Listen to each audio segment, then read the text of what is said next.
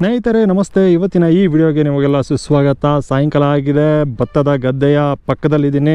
ಕಾಲುವೆ ಹರಿತಾ ಇದೆ, ಪಕ್ಕದಲ್ಲಿ ಹರಿತಾ ಇಲ್ಲ, ನೀರಿಲ್ಲ ಈಗ ಸದ್ಯ. ಇನ್ನು ಈ ಗಾಡಿ ಬಗ್ಗೆ ಹೇಳೋದಾದರೆ TVS XLನ ರಿವ್ಯೂ ಮಾಡಿ ಅಂದಿದ್ರಲ್ಲ ಒಂದಷ್ಟು ಜನ. ನೋಡಿ, ಇದು TVS XL ಥರನೇ ಇದೆ, ಆದರೆ ಇದು EV ಗಾಡಿ, EV ವೆಹಿಕಲ್. 120 ಕಿಲೋಮೀಟರ್ ರೇಂಜ್ ಕೊಡುತ್ತೆ. 2 ಮೋಡ್ಗಳಿರುತ್ತೆ. 2 ಮೋಡ್ಗೆ ಇದೊಂದೇ ಸ್ವಿಚ್ಚು. ಇದು ಪಾರ್ಕಿಂಗ್ ಮೋಡು. ಪಾರ್ಕಿಂಗ್ ಮೋಡಲ್ಲಿ ಗಾಡಿ ಮುಂದೆ ಹೋಗಲ್ಲ. ಪಾರ್ಕಿಂಗ್ ಮೋಡ್ ಆಫ್ ಮಾಡಿ ನಂತರ ಈ ಮೋಡ್ಗೆ ಹಾಕ್ಕೊಂಡ್ರೆ ಗಾಡಿ ಮುಂದೆ ಹೋಗುತ್ತೆ. 120 ಕಿಲೋಮೀಟರ್ ರೇಂಜು. ಬ್ಯಾಟ್ರಿ ಇಲ್ಲಿರುತ್ತೆ. ಇನ್ನು ಈ ಗಾಡಿ ಹೆಸರು ಹೇಳಿಲ್ಲ, ಲೆಕ್ಟ್ರಿಕ್ಸ್ ಅಂದ್ಬಿಟ್ಟು, ಇದು ಲೆಕ್ಟ್ರಿಕ್ಸ್ ಅಂತ ಈ ಕಂಪ್ನಿ ಹೆಸರು. ಗಾಡಿ ಹೆಸರು ಇಲ್ಲೆಲ್ಲೂ ಮೆನ್ಷನ್ ಮಾಡಿಲ್ಲ. ಅದೊಂದೇ ಗಾಡಿ ಅಂತ ಈ ಕಂಪ್ನಿಲಿರೋದು. ನಾನು ನೆಟ್ಟಲ್ಲಿ ಸರ್ಚ್ ಮಾಡಿದೆ, ಇದ್ರ ಬಗ್ಗೆ ಏನು ಡೀಟೇಲ್ಸ್ ಸಿಗಲಿಲ್ಲ. ಅವ್ರ ಹತ್ರ ಏನು ಡೀಟೇಲ್ಸ್ ಇತ್ತು ಅದನ್ನೇ ತೊಗೊಬಂದು ನಿಮ್ಗೆ ಹೇಳ್ತಾ ಇದ್ದೀನಿ. 1500 ವ್ಯಾಟ್ನ ಮೋಟಾರ್, ಮೋಟಾರ್ ಬರುತ್ತೆ. 40H battery ಇಲ್ಲಿರುತ್ತೆ. ಡಿಟ್ಯಾಚಬಲ್ ಅಂತಾರೆ, ಆದರೆ ಅಲ್ಲೊಂದು ಸ್ಕ್ರೂ ಇರುತ್ತೆ, ಅದು ಸ್ವಲ್ಪ ಕಷ್ಟ. ಹಂಗಾಗಿ ಅಟ್ಯಾಚ್ ಇದು ಫಿಕ್ಸು. 4 ರಿಂದ 5 ಅವರ್ ತಪ್ಪಿದ್ರೆ 3 ರಿಂದ 4 ಅವರ್ ಚಾರ್ಜ್ ಮಾಡಿದ್ರೆ ನಿಮಗೆ 120 ಕಿಲೋಮೀಟ್ರ್ ಮೈಲೇಜ್ ಕೊಡುತ್ತೆ. 100 ರಿಂದ 120, 2 ಮೋಡ್ ಇದೆಯಲ್ಲ, 100 ರಿಂದ 120 ಕಿಲೋಮೀಟರ್ ಮೈಲೇಜ್ ನಿಮಗೆ ಸಿಗುತ್ತೆ. ಗಾಡಿ ಸ್ಪೀಡ್ನ ನಾವು ನೋಡೋದಾದರೆ 50 ರಿಂದ 55 ಕಿಲೋಮೀಟರ್ ಸ್ಪೀಡಲ್ಲಿ ಹೋಗುತ್ತೆ. ಅಣ್ಣ ಗಾಡಿ ಎತ್ಬೇಕಾ? ಹೋಣ. ಇದು ಹಳ್ಳಿನೇ. ಇದು ಆ್ಯಕ್ಚುಲಿ ಕೋಣಹಳ್ಳಿ ಅಂದ್ಬಿಟ್ಟು, ಅದು ನಮ್ಮ ಈ ರೈಲ್ವೆ ಗೇಟ್ ದಾಟಿದ್ನಲ್ಲ, ಈ ರೈಲ್ವೆ ಗೇಟ್ ಹೋಗ್ತಾ ತೋರಿಸ್ತೀನಿ ನಿಮಗೆ. ಆ ರೈಲ್ವೆ ಗೇಟ್ ದಾಟಿದ್ರೆ ಪೂರ್ತಿ ಹಳ್ಳಿ ಈ ಕಡೆ. ಇಲ್ಲಿ ಇನ್ನೇನು ಆಗೋಕ್ಕೆ ಸಾಧ್ಯ ಇಲ್ಲ. ಇದು ಸಿಟಿ ಹತ್ತತ್ರ ಆದ್ರೂ ಇಲ್ಲೇನು ಪರ್ಮಿಷನ್ನೇ ಸಿಗೋಲ್ಲ ನಿಮಗೆ. ಯಾಕಂದರೆ ಇದು ಗ್ರೀನ್ ಬೆಲ್ಟು. ಇಲ್ಲಿ ಯಾವುದೇ ರೀತಿಯ ಕಟ್ಟಡ ಆಗಲಿ, ಕಾರ್ಖಾನೆ ಆಗಲಿ ಅವೆಲ್ಲ ಸ್ಥಾಪನೆ ಮಾಡೋಕ್ಕಂತೂ ಆಗಲ್ಲ. ಹಂಗಾಗಿ ಇಲ್ಲಿ ಬರೀ ಭತ್ತನೇ ಬೆಳೆಯೋದು, ಕಬ್ಬೆ ಬೆಳೆಯೋದು, ಇನ್ನೇನು ಬೆಳೆಯೋಕ್ಕೆ ಸಾಧ್ಯ ಇಲ್ಲ. ಇನ್ನು ಗಾಡಿ ಕಡೆ ಬರೋದಾದರೆ ವಿಂಡ್ಶೀಲ್ಡ್ ಸಿಗುತ್ತೆ ನಮಗೆ. ಮಳೆ ಹನಿ ಆಗ್ತಾಯಿತ್ತಲ್ಲ ಗುರು, ಹೋಗೋಣ. ಒಳ್ಳೆ ಕ್ವಾಲಿಟಿ ವಿಂಡ್ಶೀಲ್ಡ್ ಗುರು. ಫೈಬರ್ ಕ್ವಾಲಿಟಿ ಎಲ್ಲ ಚೆನ್ನಾಗಿದೆ. ಇಲ್ಲೆಲ್ಲ ಫೈಬರೇ ನಿಮ್ಗೆ ಸಿಗೋದು. ಇನ್ನು ಚಾಸಿಸ್ ನೋಡ್ಬೋದು, ಇವೆಲ್ಲ ಒಳ್ಳೆ ಬಿಲ್ಡ್ ಕ್ವಾಲಿಟಿ ಚೆನ್ನಾಗಿದೆ. ಸೀಟ್ಗಳು ಸಾಫ್ಟಾಗಿದೆ, ಮತ್ತು ಸಿಕ್ಕಾಬಿಟ್ಟೆ ಅನ್ನೋಕ್ಕಾಗಲ್ಲ, ಮೀಡಿಯಮ್ ಗುರು. ಹಾರ್ಡು ಇಲ್ಲ, ಸಾಫ್ಟು ಇಲ್ಲ, ಸಖತ್ತಾಗಿದೆ. ಇಷ್ಟಪ್ಪ ಇದೆ ಕುಷನಿಂಗು. ಇದಾದ ನಂತರ ಸಸ್ಪೆನ್ಷನ್ಗಳು ಚೆನ್ನಾಗಿ ಕಾಣುತ್ತೆ. ಈ ಗಾಡಿ ಕುಳ್ಳ ಇರೋದಕ್ಕೂ ಇದೊಂದು ಥರ ಲಾಂಗ್ ಟ್ರಾವೆಲ್ ಸಸ್ಪೆನ್ಷನ್ ಥರ ಕಾಣುತ್ತೆ. ಆದರೆ ಈ ಗಾಡಿ ಕುಳ್ಳ ಇರೋದಕ್ಕೆ ಅದು ಹಂಗೆ ಕಾಣ್ತೈತೆ. Front telescopic rear twin shock absorb ಸಿಗುತ್ತೆ. ಇನ್ನು ಟೈರ್ಗಳ ಕಡೆ ಬರೋದಾದರೆ C8ನ ಟ್ಯೂಬ್ಲೆಸ್ ಟೈರ್ಗಳು ನಮಗೆ ಸಿಗುತ್ತೆ. ಫ್ರಂಟ್ 90/90 12 ಇಂಚ್ ಟೈರ್ ಆದರೆ ರೇರ್ 90/100 10 ಇಂಚ್ ಟೈರ್ ಆಗಿರುತ್ತೆ. ಇನ್ನು ಲೈಟ್ನ ಬಗ್ಗೆ ಹೇಳೋದಾದರೆ ಆಲೋಜನ್ ಹೆಡ್ಲೈಟ್ ಸಿಗುತ್ತೆ, ಹಾಗೂ ಆಲೋಜನ್ ಪೈಲಟ್ ಲ್ಯಾಂಪ್ ಕೂಡ ಸಿಗುತ್ತೆ. LED ಇಂಡಿಕೇಟರ್, ಅದಾದ ನಂತರ LED ಟೇಲ್ ಲೈಟ್ ಕೂಡ ಸಿಗುತ್ತೆ. ಈ ಗಾಡಿ ಎಷ್ಟು ತೂಕ ಇದೆ, ಸೀಟ್ ಹೈಟ್ ಎಷ್ಟಿದೆ, ಗ್ರೌಂಡ್ ಕ್ಲಿಯರೆನ್ಸ್ ಎಷ್ಟಿದೆ, ಅವೆಲ್ಲ ನಿಮಗೆ ಇಂಟರ್ನೆಟಲ್ಲೂ ಸರ್ಚ್ ಮಾಡಿದ್ರೂ ಸಿಗಲಿಲ್ಲ, ಇವ್ರ ಹತ್ರನೂ ಸಿಗಲಿಲ್ಲ. ಒಂದು ಲೆಕ್ಕದಲ್ಲಿ ಹೇಳಬೇಕು ಅಂದರೆ ಆ್ಯಕ್ಟಿವ್ ಆಗಿಂತ ಕೆಳಗೆ ಇದೆ ಗುರು ಸೀಟ್ ಹೈಟ್. ಇದು ಗ್ರೌಂಡ್ ಕ್ಲಿಯರೆನ್ಸ್ ಚೆನ್ನಾಗಿರೋ ಥರ ಕಾಣುತ್ತೆ. 750 mm ಸೀಟ್ ಹೈಟ್ ಅಂತ ಅಂದ್ಕೊಂಡ್ರು, ಗ್ರೌಂಡ್ ಕ್ಲಿಯರೆನ್ಸ್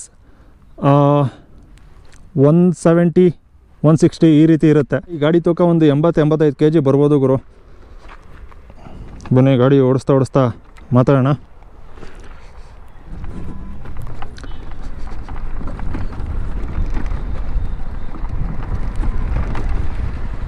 ಗುಯ್ ಅನ್ನುತ್ತೆ, ಅದೊಂದೇ ಸೌಂಡ್ ಇದ್ರಲ್ಲಿ ಆಗೋದು ನಿಮಗೆ.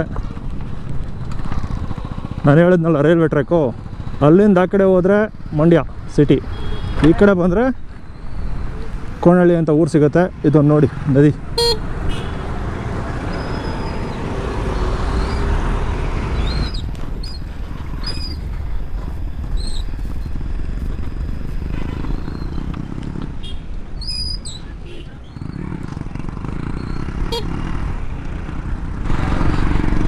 ಈ ಗಾಡಿಯಲ್ಲಿ 2 ಮೋಡ್ಗಳಿರ್ತವೆ. 50 ರಿಂದ 55 ಕಿಲೋಮೀಟ್ರ್, 45 ರಿಂದ 50-55 ಕಿಲೋಮೀಟ್ರ್ ಹೋಗ್ಬೋದು. ಕಾಲು ಇಟ್ಕೊಳ್ಳೋಕ್ಕೆಲ್ಲ ತುಂಬ ಚೆನ್ನಾಗೈತೆ ಗುರು ಜಾಗ. ಎತ್ತರ ಇರೋರ್ಗೂ ಸೂಟ್ ಆಗುತ್ತೆ ಗಾಡಿ. ಕಂಫರ್ಟ್ ಆಗೈತೆ, ಒಂದು ಚೇರ್ ಮೇಲೆ ಕೂತಂಗೈತೆ ಫೀಲು. ಅದಾದ ನಂತರ ನಿಮಗೆ ಬ್ರೇಕುಗಳ ಬಗ್ಗೆ ಹೇಳಿಲ್ಲ. ಬ್ರೇಕು ಫ್ರಂಟು ಮತ್ತು ರೇರು 2 ಕಡೆ ಡ್ರಮ್ ಬ್ರೇಕೆ. CBS ಬ್ರೇಕು ಕೂಡ ಇರುತ್ತೆ. Combi braking system. ರೇರ್ ಬ್ರೇಕ್ನ ಅಪ್ಲೈ ಮಾಡಿದ್ರೆ ಫ್ರಂಟ್ ಬ್ರೇಕು ಕೂಡ ಅಪ್ಲೈ ಆಗುತ್ತೆ ನಿಮಗೆ. Front 12 inch tyre, rear 10 inch tyre ಆಗಿರುತ್ತೆ. ವೈಬ್ರೇಷನ್ನು ಇವೆಲ್ಲ ಬೇಜಾನಿರುತ್ತೆ ಗುರು ಈ ಗಾಡಿಗಳಲ್ಲಿ. ಎಕ್ಸ್ಪೆಕ್ಟು ಮಾಡಬೇಡಿ, ಅವೆಲ್ಲ ಇರೋಲ್ಲ ಅಂತ. EV ವೆಹಿಕಲ್ಲು, ಇದು ಸಿಟಿಲಿ ಓಡಾಡೋದಕ್ಕೆ ಮಾತ್ರ. ರೇಂಜು 100 ರಿಂದ 120. ನಿಮಗೆ ಮೊದಲನೇ ರೇಂಜಲ್ಲಿ ಅಂದರೆ ಮೊದಲನೇ ಮೋಡಲ್ ಹೋದರೆ ರೇಂಜು ನಿಮಗೆ 120 ಸಿಗ್ಬೋದು. ಎರಡನೇ ಮೋಡ್ನಲ್ಲಿ ನಿಮಗೆ 100 ಸಿಗ್ಬೋದು, 100, 105 ಈ ರೀತಿ ಸಿಗ್ಬೋದು. ನೋಡಿ, ಮೊದಲನೇ ಮೋಡಲ್ಲಿ 35 ಕಿಲೋಮೀಟ್ರ್ ಫಾಸ್ಟ್ ಅಷ್ಟೇ ಇದ್ರದ್ದು. ಇನ್ನೊಂದು ಸ್ವಲ್ಪ ಹಿಡಿದ್ರೆ 40 ತನಕ ಹೋಗ್ಬೋದು. ನಾನು ಹಿಂಗೆ ತಿರ್ಗಿಸ್ಕೊ ಹೋಗ್ಬಿಡೋಣ ಅದಕ್ಕೆ ಹೈವೇಗೆ. ಯಾಕೆ ಇನ್ನು ಬನ್ನಿ 2ನೇ ಮೋಡಲ್ಲಿ ಓಡೋಣ. 2ನೇ ಮೋಡ್.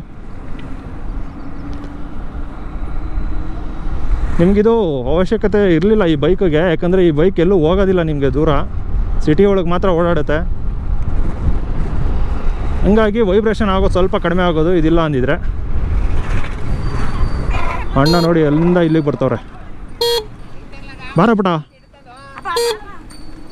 ಹಿಂಗೆ ಹೋಗ್ಬೇಕು ಅವರು. ವಿಂಡ್ಶೀಲ್ಡು ಚೆನ್ನಾಗಿದೆ ನೋಡೋದಕ್ಕೆ. ಇನ್ನು 200 kg ಲೋಡಿಂಗ್ ಕೆಪಾಸಿಟಿ ಇದೆ ಅಂತ, 200 kg ಎಳಿಬೋದು ಅಂತ ಇದು. ಅಂದರೆ ಹಿಂದ್ಗಡೆ ಕೂತಿರೋ ಒಂದು 100 kg ಹಾಕ್ಕೊಂಡು ಇನ್ನೊಂದು 100 kg ಲಗೇಜ್ನ ಹಾಕಿ ಹೋಗ್ಬೋದು ಲೋಡ್ನ. TVS XLದಲ್ಲಿ ಯಾವ ರೀತಿ ಹೆವಿ ಡ್ಯೂಟಿಲಿ ಇದು ಮಾಡ್ತೀವಿ ನಾವು, ಅಂಗಡಿ ಸಾಮಾನು ಹೊಡೆಯೋದಾಗಲಿ ಹೆವಿ ಲೋಡ್ನ ಹಾಕೋದಾಗಲಿ ಮಾಡ್ತೀವಿ, ಅದನ್ನೆಲ್ಲ ಇದ್ರಲ್ಲಿ ಮಾಡ್ಬೋದಂತೆ. ಚೆನ್ನಾಗಿದೆ ಗುರು ಗಾಡಿ ಓಡಿಸೋದಕ್ಕೆ. ಸಿಟಿಯಲ್ಲಿ ಆರಾಮಾಗಿ ಓಡಾಡ್ಬೋದು.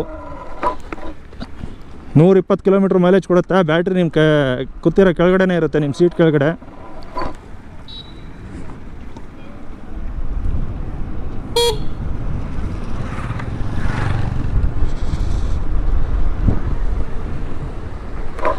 ಇನ್ನು ಈ ಗಾಡಿ ಪ್ರೈಸ್ಗಳು 30,000 ಸಬ್ಸಿಡಿ ಸಿಗುತ್ತಂತೆ. 30,000 ಸಬ್ಸಿಡಿ ಕಳೆದು 93,000 ಅಂತೆ ಈ ಗಾಡಿ ಪ್ರೈಸು. ಸಿಟಿಯಲ್ಲಿ ಓಡಾಡೋದಕ್ಕೆ ಬೆಸ್ಟು. ಮೈಲೇಜು ಅಂದರೆ ರೇಂಜು 120 ಕೊಟ್ರೇ ಸಾಕು, 100ರಿಂದ 120 ಕೊಟ್ಟರೆ ಸಾಕು.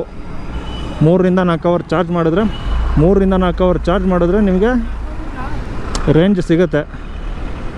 ಮೊನ್ನೆ ಒಳಗಡೆ ಹೋಗ್ಬಿಡೋಣ. ಓಯ್ ಕೋಳಿ ಕೂತೈತೆ ನನ್ನ ಗಾಡಿ ಮೇಲೆ. ಯಾಕಮ್ಮ ನೋಡಿ ಇಲ್ಲೆಲ್ಲ ಕೋಳಿ ಬೇರೆ ಐತೆ. ಮೊನ್ನೆ ಶೋರೂಮ್ ಒಳಗೆ ಇಟ್ಬಿಡೋಣ ಗಾಡಿನ. ಹತ್ತಿಸ್ಬಿಡ್ಲೇನ ಪ್ರಮೋದ? ಅಡ್ಡ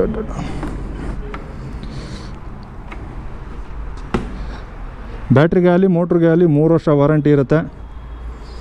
ಇನ್ನು ಸರ್ವೀಸು ಇಲ್ಲಾಗುತ್ತೆ. ಡಿಸ್ಕ್ರಿಪ್ಷನಲ್ಲಿ ಶೋರೂಮ್ ಅಡ್ರೆಸ್ ಮತ್ತು ಫೋನ್ ನಂಬರ್ ಹಾಕಿರ್ತೀನಿ, ಬರ್ಬೋದು, ಟೆಸ್ಟ್ ರೈಡ್ ಮಾಡ್ಬೋದು ಅಂತ ಹೇಳ್ತಾ ಈ ಒಂದು ವಿಡಿಯೋನ ಮುಗಿಸ್ತಾ ಇದ್ದೀನಿ. ಧನ್ಯವಾದಗಳು.